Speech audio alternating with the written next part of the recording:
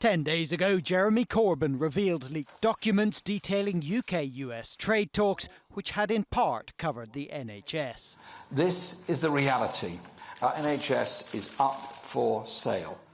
Although Labour won't say where it got the documents from, campaigning in South Wales today, Mr Corbyn dismissed the suggestion that they'd been leaked as part of a Russian campaign. This is such nonsense. This is such an advanced state of rather belated conspiracy theories by the Prime Minister. When we released the documents, at no stage did the Prime Minister or anybody deny that those documents were real, deny the arguments that we put forward. In fact, the suggestion of Russian involvement in the leak comes from the website where a user first published the documents. In a statement, Reddit said, "We investigated this account and the accounts connected to it, and today we believe this was part of a campaign that has been reported as originating from Russia." You might imagine all this presents an easy target for the Prime Minister, but he went for a gentle tap.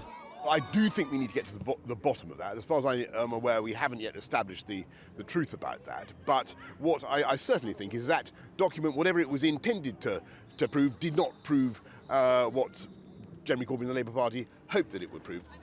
Opposition leaders think Boris Johnson is skating on thin ice when it comes to electoral interference from Russia, criticising him for not publishing a report into precisely that. Boris Johnson is sitting on a report that would perhaps tell us whether there is anything to be seriously worried about in terms of Russian interference, has refused to publish that report in advance of the election, and I think that is absolutely wrong.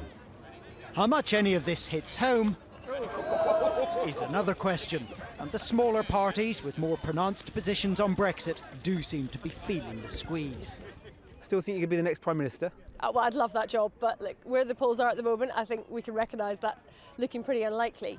But people do have a choice to make, and at the moment, Boris Johnson looks like he could be on course for a majority. I think this is the most uninspiring election I've ever seen, and I think people are in for a big surprise. I think a lot of people just won't vote. Whether or not that turns out to be the case, we are just days away now from the business end of this election.